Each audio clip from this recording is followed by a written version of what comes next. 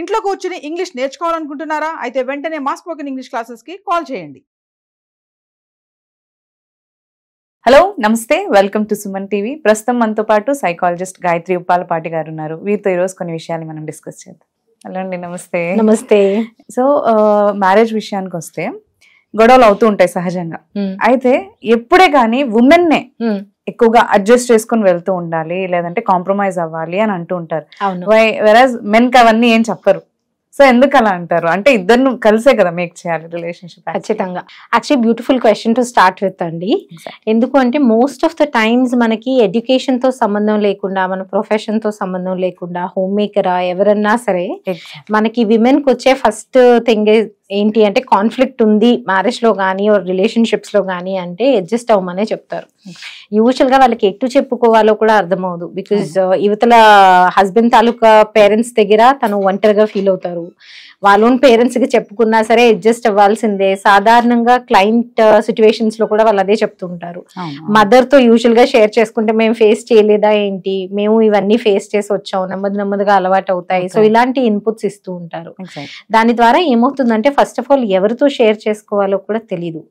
రెండోది ఏంటి అంటే there should always be a bottom line for abuse అండి. అంటే వాళ్ళు షేర్ చేస్తున్నప్పుడు ఎందుకు అలా ఫీల్ అవుతున్నారో, అసలు దేనికి మనం అడ్జస్ట్ అవ్వమని చెప్తున్నాము అన్నది ఫస్ట్ వినాలి. బికాస్ అన్నిటికీ కామన్ గా అడ్జస్ట్ అయిపోమని చెప్తుంటే అందులో ఆల్కహాల్ ఉండొచ్చు, అబ్యూజ్ ఉండొచ్చు, డొమెస్టిక్ అబ్యూజ్ ఉండొచ్చు, any form of verbal or emotional abuse ఉండొచ్చు. సో వాటికి కూడా అడ్జస్ట్ అయిపోమని చెప్పేస్తున్నావా ఫస్ట్ వినకుండా. సో ఫస్ట్ వినాలి, విని దేనికి అడ్జస్ట్ అవ్వమని చెప్తున్నాము అన్నది ఫస్ట్ అర్థం చేసుకుంటే వాళ్ళకి ఆ ఒంటరితనం అన్నది ఉండదు. షేర్ చేసుకోవడం అనేది విమెన్ కి చాలా అవసరం. విమెన్ చెప్పేసుకోవాలి. యూజువల్ గా వాళ్ళు ఎలా ఉంటుంది అంటే వాళ్ళ మనసులో ఏదైనా బాధ వచ్చింది అంటే చెప్పుకోవడానికే చూస్తారు. సో ఆ సపోర్ట్ గనక ఫస్ట్ ఫ్యామిలీ ఇవ్వగలిగితే వాళ్ళకు ఒక థాట్ ప్రాసెస్ అంటూ వాళ్ళకే ఉంటుంది. సో ఆటోమేటిక్ గా దేనికి అడ్జస్ట్ అవ్వమంటున్నారు అన్నది అర్థమవుతుంది వాళ్ళకి. రెండు వినకుండా అడ్జస్ట్ అవ్వండి అని ఎప్పుడైతే సలహా ఇస్తామో వాళ్ళకు ఒక రకమైన రెబెలియన్ కూడా బిల్డ్ అవుతుంది ఆఫ్టర్ సమ్ టైం. నేనే అడ్జస్ట్ అవ్వాలా అన్నది. సో తద్వారా ఒంటరిగా ఇంకా ఫీల్ అవుతారు. So first of all adjust అవ్వమని ఐడియా ఇచ్చే కంట ఫ్రెండ్స్ అన్న ఫ్యామిలీ మెంబర్స్ అన్న అసలు ఏం జరుగుతుంది అన్నది వింటే ఆటోమేటిక్ గా అడ్జస్ట్ అవ్వాల్సిన ఇష్యూవా లేకపోతే డెసిషన్ తీసుకోవాల్సిన ఇష్యూవా అన్నది అర్థమవుతుందండి. సో చాలా వరకు మెంటల్ హెల్త్ ఇష్యూస్ ని కూడా ప్రొటెక్ట్ చేయగలుగుతాము అండ్ చాలా వరకు సూసైడల్ ఐడియేషన్స్ ఆర్ ఈ థాట్స్ ని కూడా ప్రొటెక్ట్ చేయగలుగుతాం.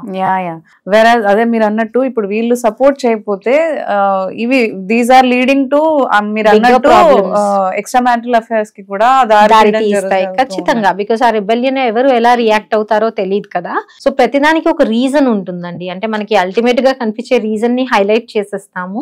బట్ ఖచ్చితంగా మ్యారేజెస్ లో ఇమోషనల్ సఫరింగ్ ఇవన్నిటి వలన కూడా అందరూ ఒకేలా ఆలోచించాలి అని లేదు. రకరకాలుగా ప్రాబ్లమ్స్ వచ్చే అవకాశం ఉంటుంది. సో మొదట్లోనే వాళ్ళు పార్ట్నర్ తో ప్రాబ్లం ఉంది, లేదా ఇన్లాస్ తో ఇష్యూస్ ఉంది, లేకపోతే నాకు ఈ ప్రాబ్లమ్స్ వస్తున్నాయి అని చెప్పినప్పుడు ఇమోషనల్ సపోర్ట్ అనేది విమెన్ కి రైట్ టైమ్ లో అందగలిగితే చాలా వరకు బిగ్గర్ ప్రాబ్లమ్స్ ని అవాయిడ్ చేయవచ్చు అంటారు. ఓకే, సార్టింగ్ లో అంటే డెసిషన్ తీసుకోవాలి, సార్ట్ చేయాలి అండ్ వీఆర్ దేర్ అనే ఒకటి వాళ్ళకి చెప్తే దే కెన్ షేర్ అని. ఆ భరోసా అన్నది విమెన్ కి చాలా అవసరం. విమెన్ యాక్చువల్లీ ఆ సపోర్ట్ వల్లనే వాళ్ళు ముందుకు వెళ్తారు. సో ఇదే టైంలో మరి మెన్ కి ఎందుకు అడ్జస్ట్ అవ్వమని చెప్పట్లేదు? యూజువల్ గా మెన్ పర్స్పెక్టివ్ కూడా ఉంటుందండి. వాళ్ళు అడ్జస్ట్ అవ్వకుండా ఉండరు. అంటే విమెన్ బయటికి చెప్పుకుంటారు కాబట్టి విమెన్ తాలూకా ఇష్యూస్ హైలైట్ అవుతాయి. మెన్ ఇష్యూస్ ఎలా ఉంటాయి అంటే వాళ్ళని అంత ఎక్స్ప్రెస్ చేయనివ్వం. ఇప్పుడు మనం మెన్ ని పెంచుతున్నప్పుడు, బాయ్స్ ని రేస్ చేస్తున్నప్పుడు there's a different way in which we raise them. వాళ్ళకి అన్ని ఇమోషన్స్ ఆ రేంజ్ ఇవ్వం కదా. Anger, aggression okay, crying not okay అంటాం. అబ్బాయి ఏడుస్తే ఏమంటాం, అమ్మాయిలు అలా ఏడుస్తున్నావు ఏంటి అంటాం. ఎక్కువ ఇమోషన్స్ ఎక్స్ప్రెస్ చేస్తే అమ్మాయిలు అలుగుతున్నావు ఏంటి అంటాం. సో వాళ్ళ ఇమోషన్స్ చాలా చిన్నప్పుడే కర్బ్ చేసేస్తాం మనం. సో వాళ్ళకి కూడా సఫరింగ్ ఉంటుంది. మెన్కి సఫరింగ్ లేదు అని అనను, వాళ్ళ సఫరింగ్ డిఫరెంట్ గా ఉంటుంది. వాళ్ళకి ఏంటి అంటే ఈ two women in his life balance చేసేసరికి శాండ్విచ్ అయిపోతారు వాళ్ళు. ఇప్పుడు వైఫ్ వచ్చిన తర్వాత మదర్ ని ప్రయారిటైజ్ చేయకపోతే మదర్ కి ఇష్యూ అవ్వచ్చు.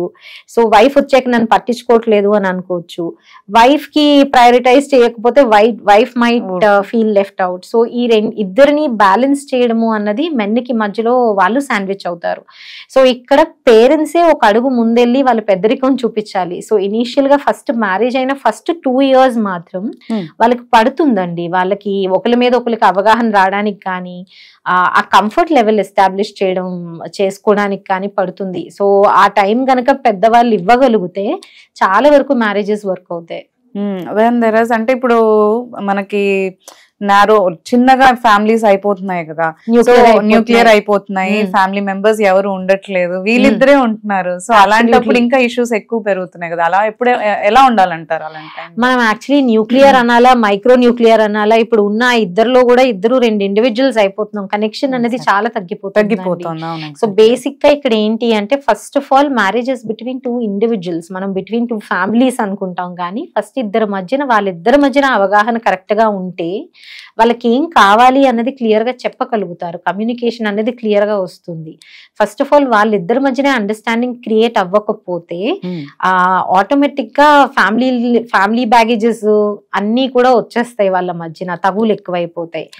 మోస్ట్ ఆఫ్ ద టైమ్స్ నాకున్న క్లినికల్ ఎక్స్పీరియన్స్ బట్టి most of the times marriage suffer అవుతుంది అంటే ఫస్ట్ ఫ్యూ ఇయర్స్ లో ఇట్స్ ఆల్వేస్ అబౌట్ ఫ్యామిలీస్ గురించే కొట్టుకుంటుంటారు.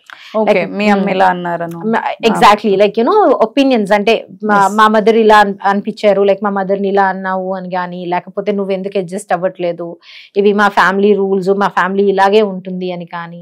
సో ఇక్కడ ఖచ్చితంగా ఒక సెన్స్ ఆఫ్ ఓపెన్నెస్ ఉండాలి. ఒక అమ్మాయిని మన ఫ్యామిలీలోకి ఇన్వాల్వ్ చేసుకుంటున్నప్పుడు మనం ఎంత ఇంక్లూజివ్ గా ఉన్నాము యాజ్ అ ఫ్యామిలీ అన్నది చాలా అవసరం. బికాజ్ అప్పుడే అమ్మాయి అది ఎక్స్ప్రెస్ చేసుకోగలుగుతుంది. అండ్ తనకి ఎంతవరకు తననో రిసీవ్ చేసుకుంటున్నాము అన్నది కూడా ఇంపార్టెంట్. అలాగే అమ్మాయిలు కూడా ఎంతవరకు నో రిసీవ్ చేసుకుంటున్నారు, వాళ్ళకు అది ఉండాలి. అంటే ఫ్యామిలీ వాళ్ళు కొన్ని నో చెప్తున్నప్పుడు నేను ఏ నోస్ రిసీవ్ చేసుకోగలను, అంటే ఇది పెద్ద లైఫ్ ఆల్టరింగ్ థింగ్ కాదు, నేను మారగలను ఇక్కడ. ఏ నోజ్ నాకు ఓకే కాదు, these are life altering things, నేను మేజర్ గా ఇంత చేంజ్ అవ్వాలి అని అనుకోవట్లేదు అన్నది క్లియర్ గా వాళ్ళు ఎప్పుడైతే కమ్యూనికేట్ చేస్తారో, టాలరెన్స్ కూడా ఉండాలండి, కొంత పేషెన్స్ కూడా ఉండాలి. రిపీటెడ్ గా వాళ్ళు కమ్యూనికేట్ చేస్తేనే అర్థమవుతుంది. వెంటనే ఒకసారి చెప్పేస్తే అర్థం అయిపోతుంది అని అమ్మాయిలు కూడా ఎక్స్పెక్టేషన్ ఉండకూడదు.